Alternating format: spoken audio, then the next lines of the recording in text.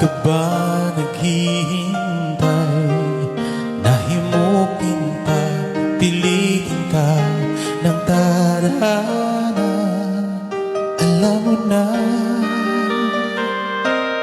kung bakit ka kakaganyan.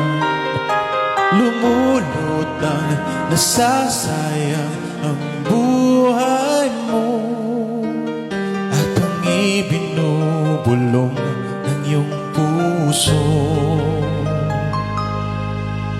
Natutulog ba ang Diyos?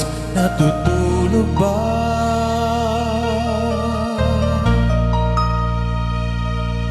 At ikaw ay kaagad sumusuko. Konting hirap at munting pagsubok lamang. Bakit ganyan? Nasaan ang iyong tapang? Naduduwag, nawawalan ng pag-asa, at iniisip na natutulog pa.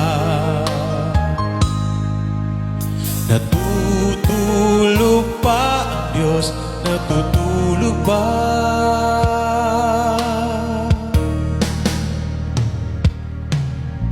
Sikapin mo, pilitin mo, tibayan ang iyong puso. Tanging ikaw ang hubog sa iyong bukas.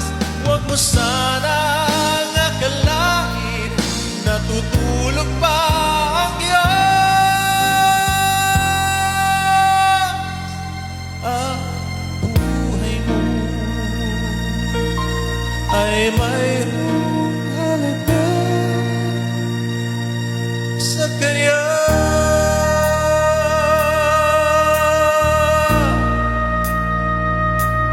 Dapat nga ba na ikaw ay maghihintay at himukin ka, pilitin ka ng tadhana? Gawin mo na kung ano ang nararapat. Magsikap ka at magtiwala sa may kapal. Nakahanda ang Diyos umala